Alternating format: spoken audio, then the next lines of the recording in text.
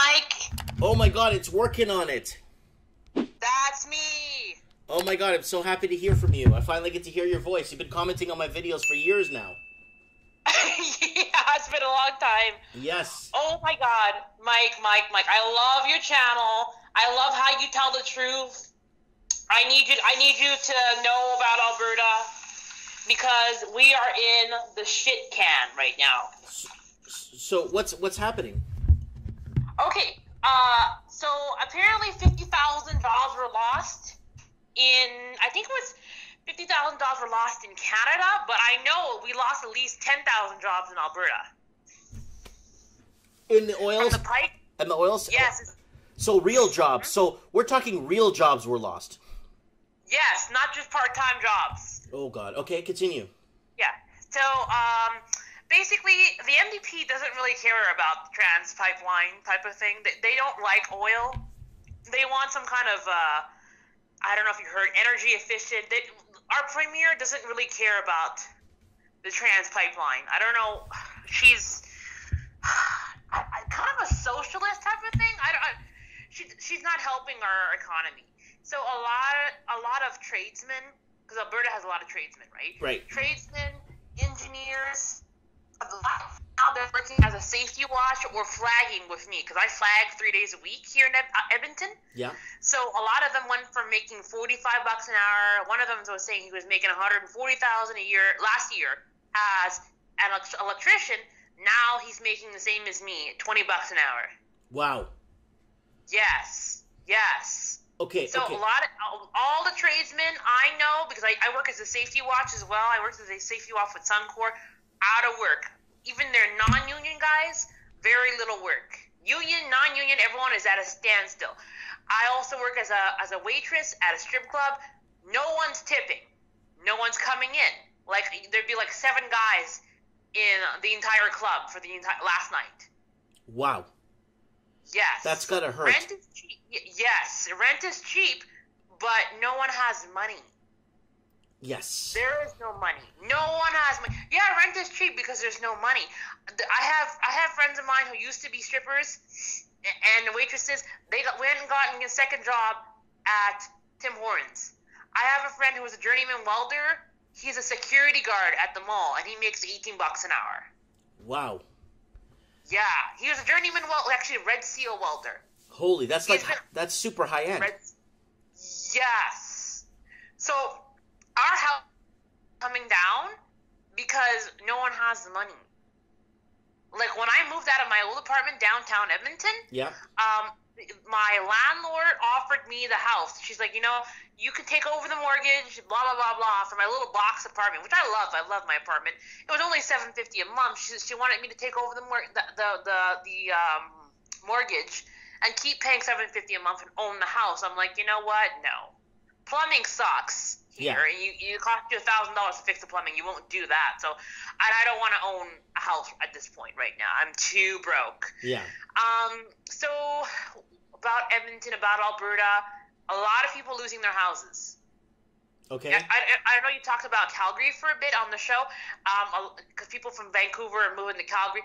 Calgary is in the entire province is in a depression, but Calgary is hurting a lot because a lot of the head offices of the oil companies are in Calgary.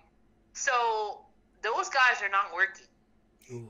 The houses there has a high foreclosure rate. Oh. Yeah, not even just mansions, just regular $400,000, $300,000. Because in Calgary, $300,000 house is not like spectacular. A lot of them are in foreclosures. Wow. Yeah. So you're talking the average medium $300,000 family home is going into foreclosure. Yes. So at 3%, let's say was 3. That's a $1,200, $1,300 mortgage with property tax. How can they not afford it? Well, if you're not making $100,000 or nothing, like you went from making $120,000, $130,000 down to $18 an hour, $40,000 a year if you get overtime, if that. Yeah. So and then you got kids, and a lot of tradesmen have I don't want to say a lot of tradesmen, but I'm going to just say a lot of them have other kids, just other, payments here, payments there, not necessarily living above your means, but life, child support, alimony. Yeah. Even if you didn't have that, you went from 140 down to maybe 40 at best, because a lot of high school kids or college kids have the security, cleaning jobs, maid jobs, fast food types of jobs, right? So, yeah. Wow, that's... Yeah. Well, I just want to tell you really quick that I am pro-pipeline, and I love the pipeline, and I'll explain to you why. Yeah. Pipeline is crucial because there's already, 240 pipelines going across Canada already? Yeah. And I believe in pipeline because this pipeline will allow the other pipelines to get maintained and create maintenance for the other pipelines. And then this way, this new pipeline will take a little bit of alleviation off the other ones and create more of a balanced flow. Yeah. I think that it was stopped because, this is my theory, and I'm pretty sure I'm right. The native people, right there, it went through because probably the government paid off a chief leader, is what I'm thinking. Okay. Paid off someone high enough, right? And that person didn't consult with the other people, right? So those people decided, like, you know what? You took the money and you ran off with your family, because a lot of them don't take care of their bands. So we'll just go to a higher court and stop them from building until we get our money. Because it's not really about, I don't think it's about the environment. It's about paying them a fair share.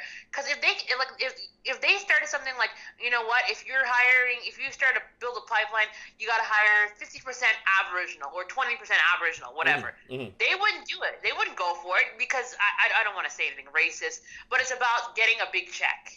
Yeah.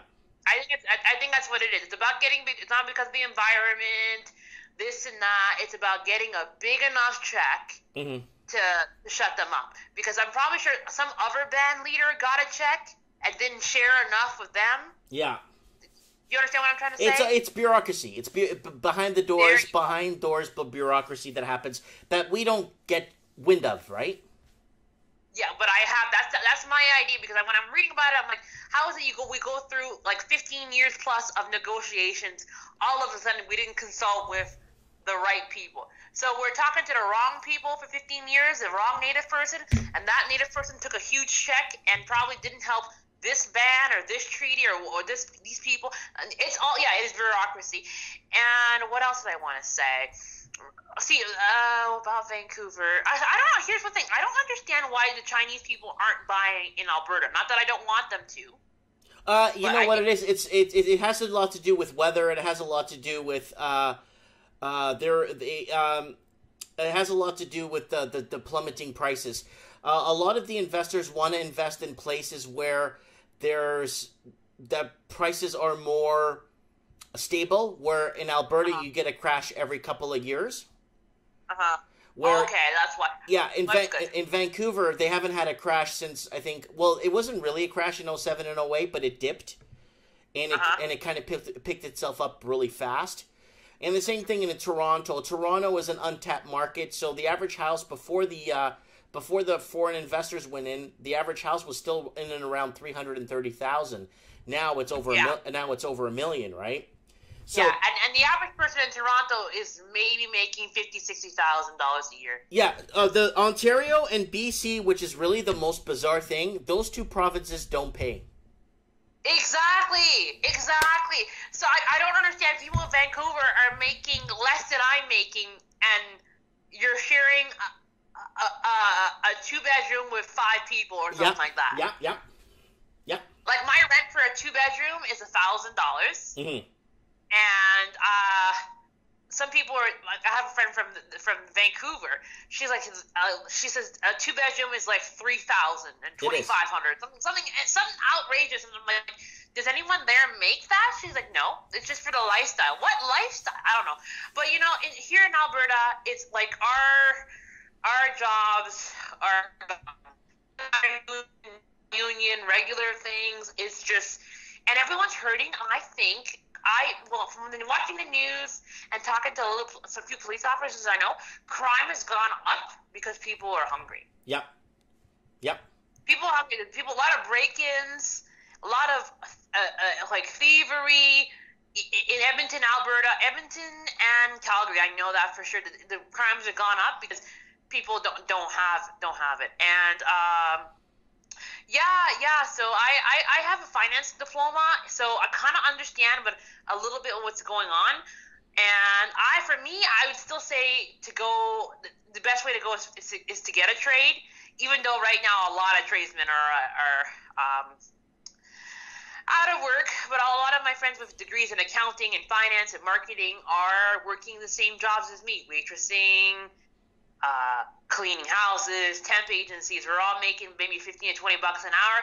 Everyone has a diploma or a degree, so it's the shit tanks. So I'm kind of wrapping it all in one. The economy and housing kind of goes together because we don't have any foreign people messing with our housing. It's just jobs for us. Mm-hmm. Does that make sense? Like, yeah, that's kind of how ours. Yeah. A couple of people said in the comment section. Couple of people in the comment section are saying the reason why Vancouver and Toronto is because they have international airports and you could fly direct to China. Okay. That could be one thing too. You know what I'm saying? That could be one thing too. Yeah. Like, I mean, there's a lot of, a lot of things happening. So I got the article up right in front of me. City of Vancouver now defines $3,702 rent as affordable housing. They should be ashamed of themselves. Yep. And they should be ashamed. And they're making half the money you're making. Exactly. Like, I'm making $3,000 a month as a single person, and I'm like, I'm struggling. Mm-hmm. I'm struggling. And they're not making that. Like, I know people from Vancouver who moved here, and they're like, oh, wow, we can go out to eat, and things are affordable. Mm-hmm. And, well, see, I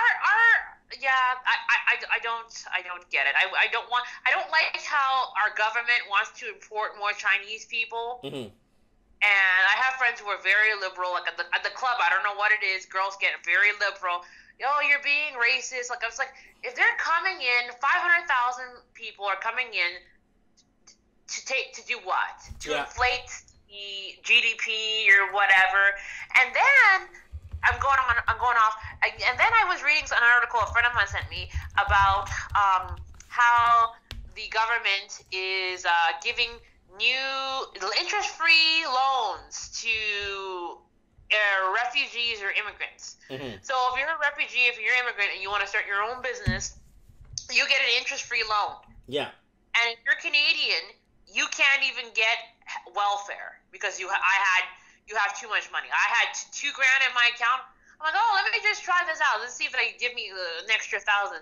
They're like, nope, you got too much money. But if you wanted a loan, you and I would have to pay interest on a loan. If I wanted to have my own business, you'd have to pay interest on the loan. So they're giving this money to them. And then in Fort McMurray, I don't know if you've heard of Fort McMurray. Yes, the Great Fires, Fire, yeah. Yes, okay. So over there, I guess there was an MP who made a racist comment, but there's a lot of Syrians there too. So they get an average of benefits, not including healthcare and dental, $50,000 for a family of 4. But most families are family of 8. So a family of 4 gets $50,000 in everything, in just housing, everything, not including dental and medical. And I'm looking at myself, I'm like, how are all these things going on? And when I watch the CBC or the National or this and that, they don't tell you that. Yeah, well, of course not. Well, hold on. Before you continue, I have the article here. The article I brought up before. Canada wants more Chinese workers, students, and tourists, says immigration minister. And if you go down to the third part of the article, it says, Malcolm said visas have been increasing from China about 500,000 per year. He has a lot. I don't know what's going on there in Ottawa. And nobody, I feel like no one in the news is calling out this nonsense except for Rebel media. Mm-hmm. But they're not on the news. They're not on there. They're on like the internet. But who the hell watches the news anyway on cable? I haven't had cable in like 15 years. Exactly. I only watch the news on the internet, anyways, and I watch the CTV and I watch the CBC. For now that I'm starting watching the CBC, because I usually watch more Fox, but I'm like, you know what? The economy is hurting. Let me see what's going on in my neck of the woods. So I started watching CBC, and I'm like, oh my god, this is CNN but worse. Yeah. So like, they show you saying the weirdest shit. Yeah, and they talk about, you say I remember I was watching, it was the Canadian news, right? And they were showing some lamb, and the baby lamb was born, and they managed to save its life, and they were feeding it, hand bottle feeding the lamb and petting it. I'm like, this is not news! This is really weird shit. Like, they need to come to Edmonton and see how many homeless people are sleeping on White Avenue. Okay, can you do me a favor? Can you do me a favor and do some Mike Martin's channel reviews for me on the streets with your camera? I should do that. You don't have to. You don't have to show your face, and I could just rip the video off YouTube if you don't want to be known. You know, you don't have to show. You could just talk. You could be anonymous. It doesn't have to jeopardize your work or what's happening. You know what I'm saying? Yeah. Look, I just talk to people about what's going on, like why are you sleeping on the streets or whatever. Mm-hmm. Yes, please. Because a lot of people sleeping on the streets. There's a lot of people, and to be honest, they're like, I don't want to say, I don't even know what the percentage is. A lot of them happen to be Aboriginal. Mm-hmm. On occasion, you'll see somebody standing out there. This one guy I was introduced to by my friend who was a taxi driver. Mm-hmm. This guy standing out there, again, is a journeyman welder. Okay? Wow. Journeyman welder and a veteran. He served, I don't know, not enough for the pension, but 10-year veteran. He's 40-something years old, 42, 43 years old. He's standing out there with a sign saying, "Feed me." And I'm like, I'm so sad because that week that he was standing out there when my taxi driver introduced me to him, mm-hmm. that week Trudeau came to Edmonton, and he was at Grant, one of those what the hell, the University of McEwen University, and people were asking him the dumbest questions. Yeah, like the dumbest questions, like people Toba. He answered some weird shit, but nobody asked him something like, hey, we're Canadian, a lot of us are sleeping on the streets, can you put us up in a hotel as well? Mm-hmm. Put us up as in a hotel. But you won't I don't know why you won't put our people first. This is why Trump is going to win. Doesn't matter what porn star he does. I don't care what prostitute comes out with Trump. He's going to win because he's putting his people first. Exactly. Thank you very much. You know what? Sorry, have a good day. I'm going to make sure I get that video done. I'm going to brainstorm, and I'm probably going to go down White Ave because that's where a lot of people sleep, outside. I got the article open. Hold on. I got the article open. Not going to happen. Councillors vote against homeless hub in old remand center. Endorse new south side work. So this is from the Edmonton Journal. There's Edmonton's homeless population has spread far beyond the inner city, with dozens of new people now camping in Mill Creek Ravine or staying under bridges in Old Strathcona and South River. So this is a big deal, and the housing crisis ties into homelessness. So remember when I talk about on my show how it's not just if you rent, it's not if you own, it's not if you're waiting, it's on the sidelines to own. It affects homeless. It affects every human being. You know, it affects every single human being. I'm getting a poor connection signal here. I'm not sure why. Why am I getting poor connection signal? What's wrong? I paid for the internet. So you're breaking up. So, okay, we'll let you go. We'll let you go for now. I'm getting a poor connection signal. We'll let you go for now, and we will keep in touch. And I'll have you on maybe if you want to come on Mike in the Night. Sure. Yeah, we'll have you on Mike in the Night, and we'll talk more. Okay.